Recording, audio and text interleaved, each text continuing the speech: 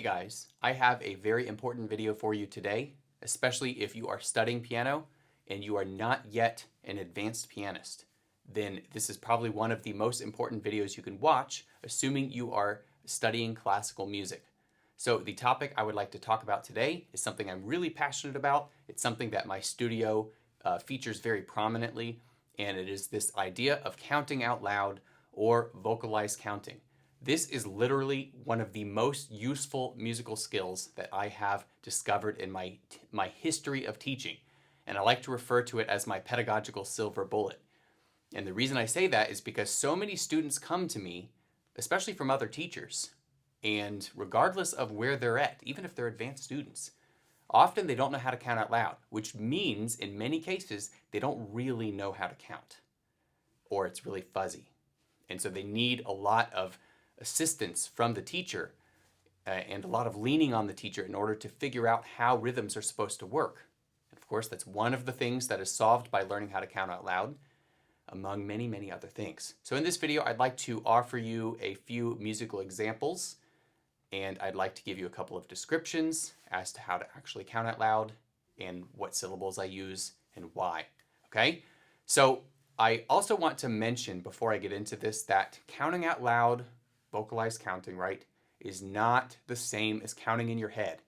So sometimes I see a student play and I say, can you count that? And then they'll just play their passage again and they won't do anything different. I'll say, can I hear you counting? And they'll be like, I was counting in my head. Okay, counting in your head does not count. External counting, where you speak it, prioritizes the pulse. Okay, the second you stop speaking, you're not really concentrating on the pulse anymore. It's a pulse-first approach. And it's very pedagogically beneficial. And internal counting, like when you're counting in your head, that goes out the window the second that your brain is processing too many things at once.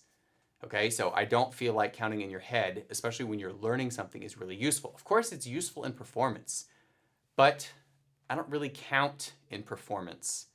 I just feel the pulse, and I think of that differently than counting. So I just want to clarify. And of course, I can elaborate upon that further in another video. And from a teaching perspective, I like to think of external counting as the equivalent of a math student showing his work.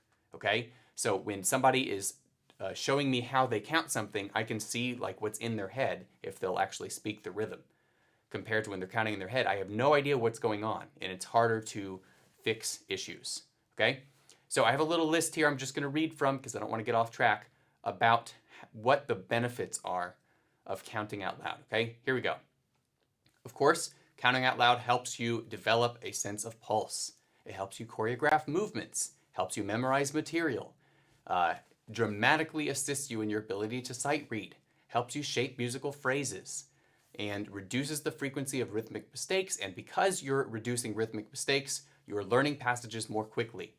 And these are among many other benefits. Now, you might ask, what about the metronome? Can I just use the metronome? Well, you can, but it's a different, it will help you achieve a different end. So the metronome is perfectly precise, and it works well when you already know your rhythm. When you have already learned the thing you need to learn, then you can set it against the metronome. You can use the metronome in all kinds of ways, but that's a different tool. And counting out loud is a tool very much separate from the metronome that you are in control of. Because all you're really doing is you're dividing up time, and you can pause whenever you want. It is excellent for learning, especially when we talk about things like subdividing, which is where you break down the pulse into multiple syllables and you use that to measure everything out. I like to refer to this as mathing it out, okay? So this is a very helpful thing that I feel like probably comes before the metronome in the learning process. So again, more on that in another video if needed. Okay, so what is counting out loud? Let me scroll down here because I want to stay on track. So counting out loud is when we use numbers and syllables to represent a pulse and points between the pulse, and you simply play against that. Okay, you speak your pulse and your syllables between the pulse if needed, and you play against that. And you want to keep your pulse as consistent as possible. And so I'm going to give you a couple of examples of that, of how that actually lays out in just a second. But I do want to say don't think of counting out loud as this prison that makes it to where you're not going to have any musical expression. In fact, one of the benefits to counting, as I mentioned above, is that you can use it for the purpose of musical expression because your counting represents an association that you're making by speaking, right, with your music that would otherwise not be there. And we function and we memorize off of associations, okay? So you can think of this data point that you're creating in your brain and you're drilling it into your music, and you can use all of these different points, the pulse, right, or the subdivided pulse, to sort of shape phrases and manipulate the music as you see fit in a much more granular way than if you don't count at all. It is really like dramatic, the effect of how detailed your phrasing can be if you count versus if you don't. And to maximize the benefits of this, you cannot use a metronome because, of course, the metronome is going to force you to be perfectly metronomic, right? To be perfectly metered. In fact, the metronome is the bigger prison here, not the counting out loud, okay? The counting out loud frees you from that. And the metronome has a time and a place, and so does the counting, okay? So let's talk about how to actually do this. I'm going to put up my screen here on my iPad, and I'm just going to go over this really quickly, okay? So the basic thing here is that we're going to count the pulse in whatever we are counting, right? So let's assume we are in 4/4 time, okay? Your pulse would be your quarter note. Each one of these numbers would represent a quarter note, and you would just say 1, 2, 3, 4, okay? Simple as that, 1, 2, 3, 4. So if you have things in between your pulses, you don't speak on those things unless you're subdividing. And I'll give you examples of this in just a little bit. Now, when we do want to subdivide, let's say we want to count the eighth note, for example. What we're effectively doing is we're going to split each of these pulses into 2, right? That's subdividing down to the eighth note. So where the 1, or actually all the numbers, they will line up against the quarter, right? And so the plus symbol, which spoken I would say is the word and. That's typically what we hear, like 1 and 2 and 3 and 4 and, right? I use a plus symbol to note that on a page. That is going to split your beat exactly halfway. And you'll basically be counting eighth notes. Every word you say will be representing an eighth note as opposed to a quarter note. So just for clarification, if you're saying 1, 2, 3, 4, and you're in 4/4 time, you are saying and speaking quarter notes. But if you say 1 and 2 and 3 and 4 and, you are saying and speaking eighth notes. And so in this second example, the one I have on the page here, you're counting 8 things per measure, not 4 things. Which means when you say 1, that actually represents an eighth note if you're subdividing, if you're using the and. Okay? Hopefully that makes sense. Now we can subdivide it further down to the 16th note. We can split each beat 4 ways by introducing another halfway point between all of these. Oops, I just wrote and twice. But actually that's what we want, right? Of course, I'm sure you've heard this before. This is like a really standard way of counting. So I'm going to draw a couple of 16th notes here, right? 1 E and a 2 E and a 3 E and a 4 E and a. That's how you keep track of your 16th note. So in this situation, I am actually speaking 16 things per measure. And so every pulse that or every word that I say, 1 E and a 2 E and a represents a 16th note. Okay? So we talked about how to split a beat or how to count the regular beat in 4/4 time, and then how to split it 2 ways and how to split it 4 ways. Well, what about splitting it 3 ways? What about the triplet? Well, I use a totally different system for that. And actually, you know what? Let me just start over here. I want to be clear about something here that I think is going to be helpful for you. Let's say I'm counting in 4 again. Okay? If we're saying the triplet, a lot of people say like 1 and a 2 and a or something like that, right? You don't, in my opinion, you don't want to use the word and in a triplet because the word and means something different if you use it in a triplet compared to if you use it using even numbered divisions, okay? So I specifically go out of my way to avoid the word and. I use different syllables. And I didn't come up with any of this, by the way. I was taught this. It's pretty standard. I'm just laying it out for you here, okay? So instead of saying 1 and or anything like that, or using any of the syllables I've already used, I say 1 O let, 2 O let, 3 O let, And sorry, my handwriting's terrible, but you get the idea, right? There is your triplet. 1 olet, 2 olet, 3 olet, 4 olet. 1 olet, 2 olet, 3 olet, 4 olet. Okay? And this keeps your and free, by the way. I know this is a lot more advanced. We can talk about this in another video, but this keeps your and free where you can divide each one of these ands up, or sorry, each one of these triplets up even further to accommodate things like polyrhythms. So for example, if you have 2 against 3, well, if you insert the and right between the O and the let, that's where your 2 against 3 polyrhythm would work out, right? That would line up. 1 O and let, 2 O and let, 1 O and let, 2 O and let. That's how you can actually map out a 2 against 3 polyrhythm.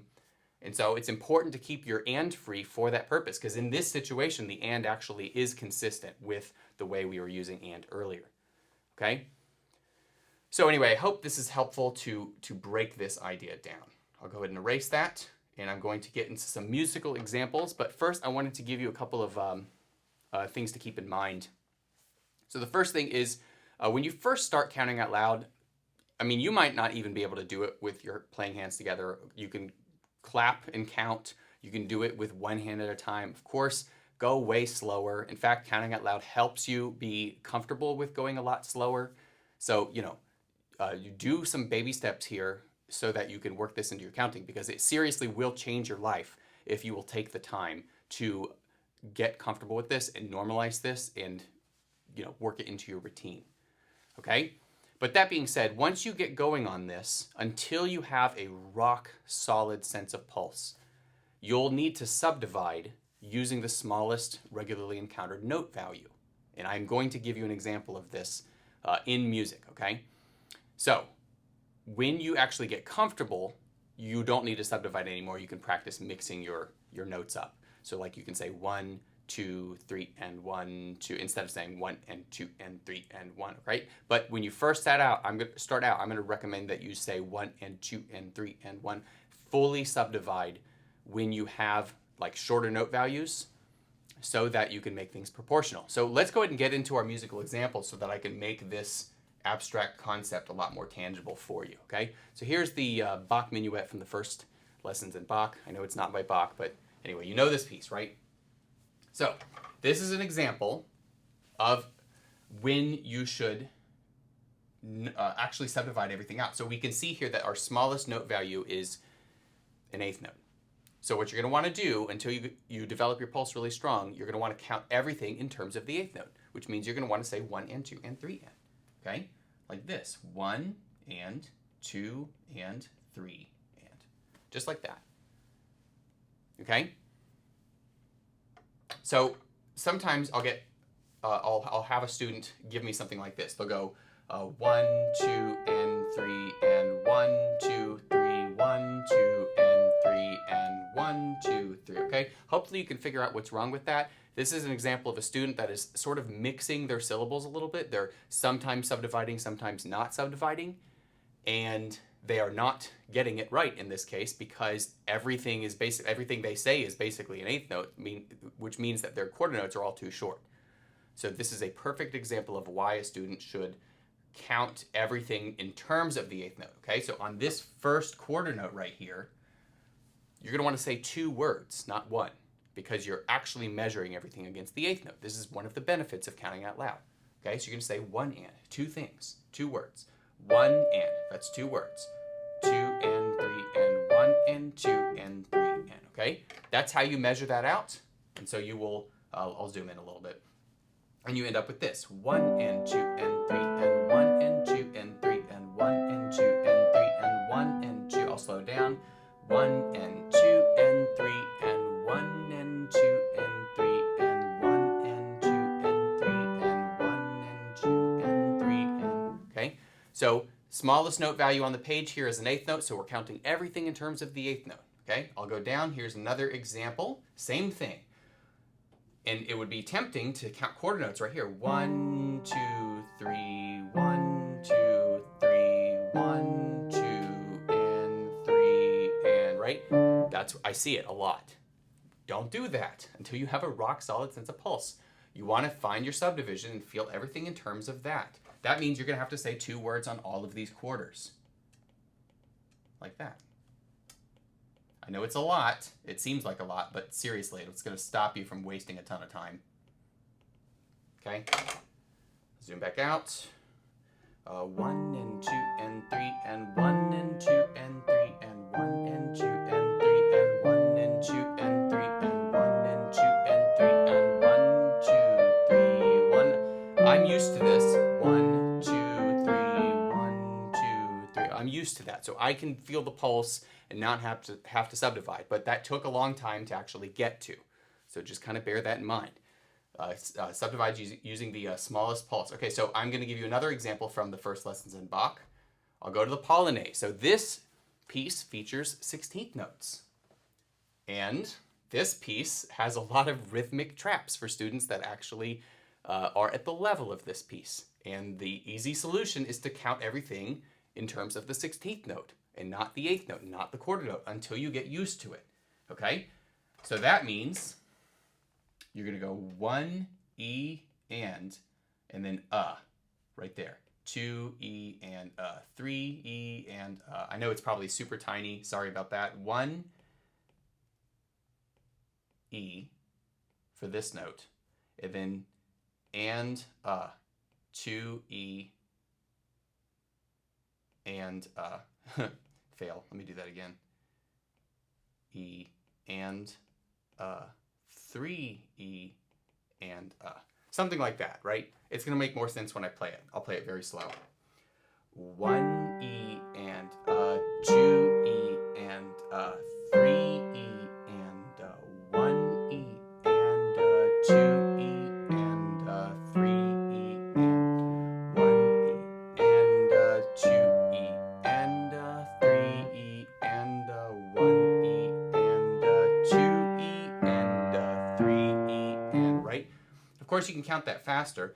1 E and 2 E and 3 E and 1 E and 2 E and 3 E and 1 E and 2 E and 3 E and 1 and 2 and 3 and okay?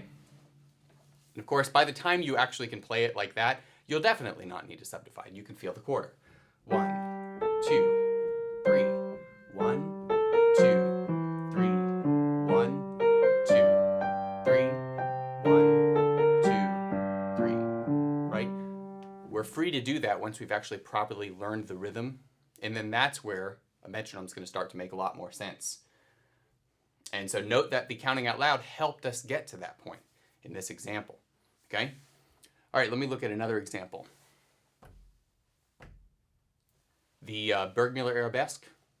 So this, I want to give you an example of a piece where you might not want to use the smallest note value to count. Maybe you do in the beginning, but this is an example where I try to have students find some common pulse between 3 different levels of rhythmic hierarchy. So in this example, we have the quarter note pulse, the 16th note pulse, the 8th note pulse, right?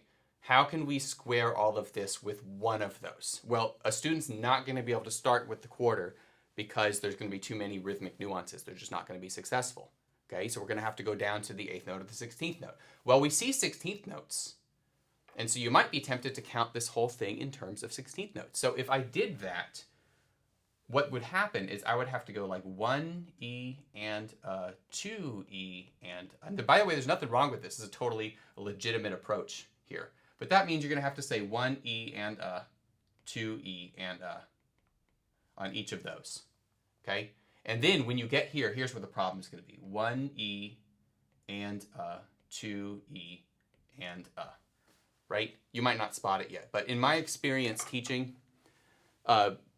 we're at the level where a student's actually going to be taking on a piece like this, that second system, that second line, that's going to be really busy, and they have to be really good at counting in order to make that all work. But it's a lot easier on the 8th note. So I'm going to give you an example using the 16th note here, okay?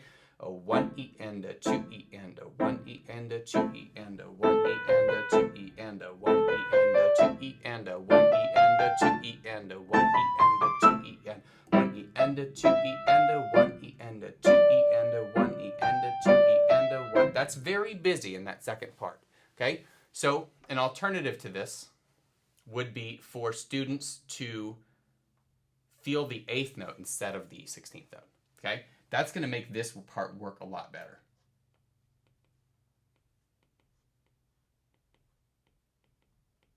and so on, okay? And that means that they're going to have to get comfortable speaking, let me write it here, and speaking at a rate that is slower than the rate that they're actually playing. But by the time they get to a piece like this, that should be possible, right? That means that this note right here is not going to have a word associated, nor will this one, right? And so that would sound like this. 1 and 2 and 1 and 2 and 1 and 2 and 1 and 2 and 1 and 2 and 1 and 2 and 1 and 2 and 1 and 2 and 1 and 2 and 1 and 2. Okay? Of course, they can go faster. 1 and 2 and 1 and 2 and 1, 1 and 2 and 1 and 2 and 1 and 2 and 1 and 2 and 1 and 2 and 1, 2 and 1 and 2 and 1 and 2. Okay? And then once they're finally at that point, they can feel the quarter. 1, 2, 1, 2, 1, 2, 1, 2, 1, 2, 1, 2, 1, 2, 1, 2, 1, 2, 1, 2.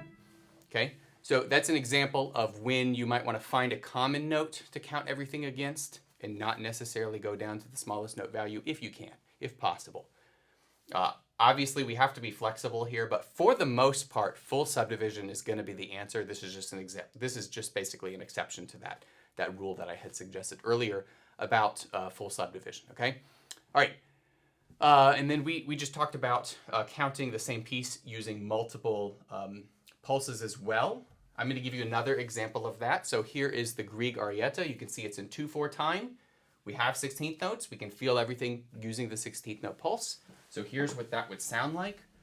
1 E and 2 E and 1 E and 2 E and 1, right?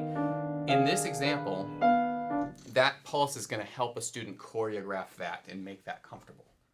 And that is very, very helpful. And it's also going to help them be comfortable at a slow enough of a tempo that they're actually going to be, they're going to have the highest chance of success of putting everything together. And then you can ultimately feel the 8th note, 1 and 2 and 1 and 2 and, which probably is the sweet spot for this piece.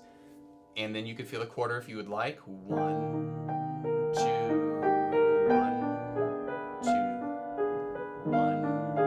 2, 1, 2, 1, 2, 1. Anyway, you get the idea. Notice I'm not particularly robotic, even though I'm speaking and I'm counting out loud. There is still expression. I'm still using rubato. I'm still moving the pulse around a little bit to suit my intended expression.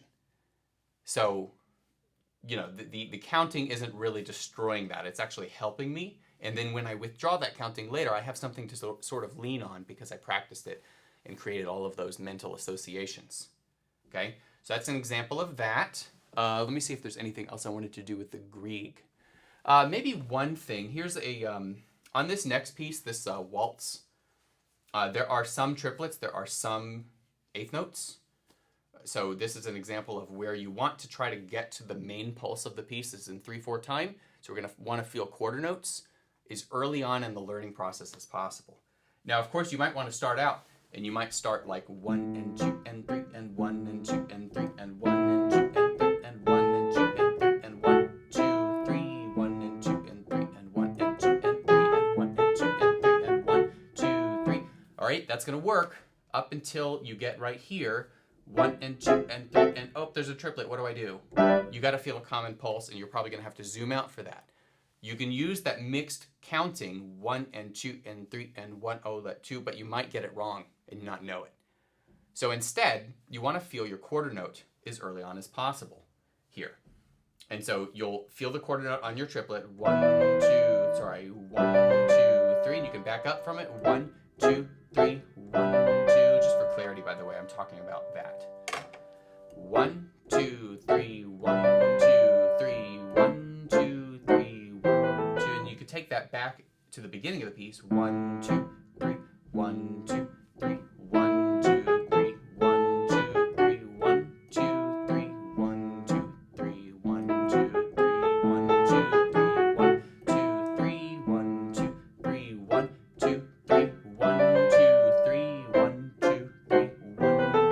take some experience, of course. Metronome can be helpful here, but that is ultimately how you're going to want to think of a piece like this. And keep in mind, when I suggest that you subdivide, that is a learning crutch that I'm recommending to help you to be more successful, but it's not where you're going to want to stay. So like if a piece is in 3/4, they don't mean for it to be counted using subdivided pulse. You want to feel it in 3. And so that's what I'm attempting to do here, and that's what enables me to be successful in a piece like this. Let me see if I have that. Oh yeah, here's another example. So I'm sure you're familiar with this waltz. You probably heard this waltz. Sounds like this.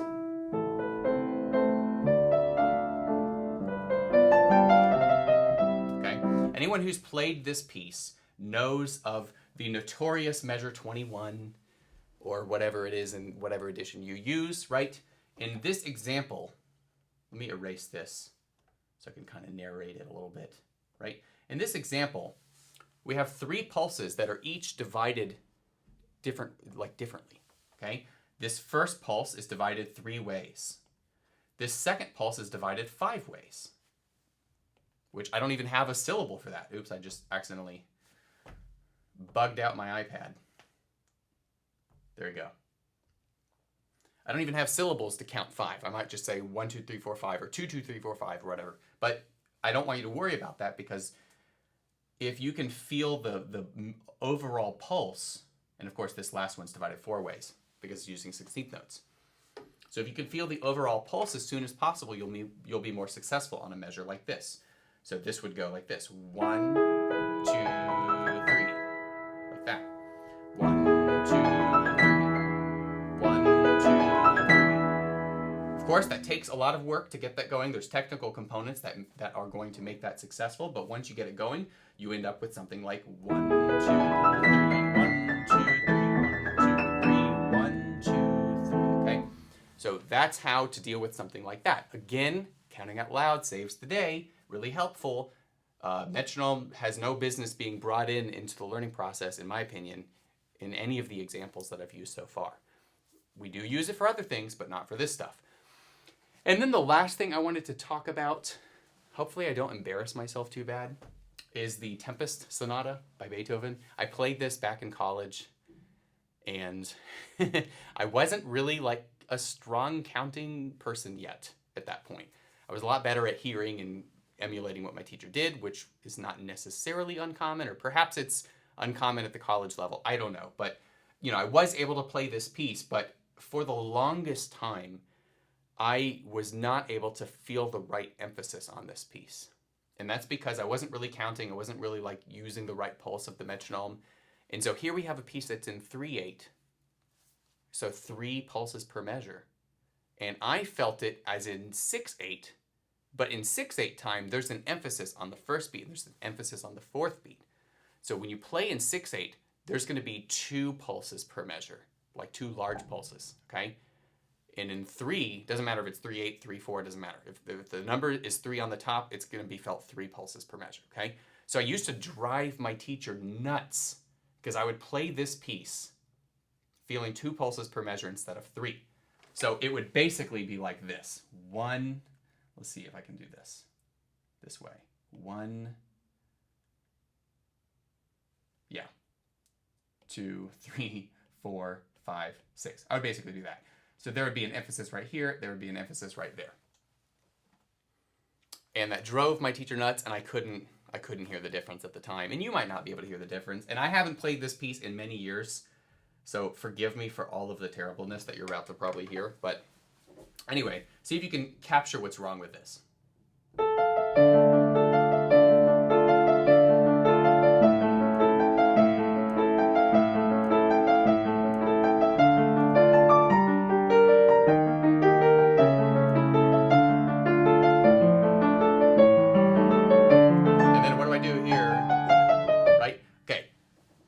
That might sound good to you. It shouldn't, because it's totally wrong.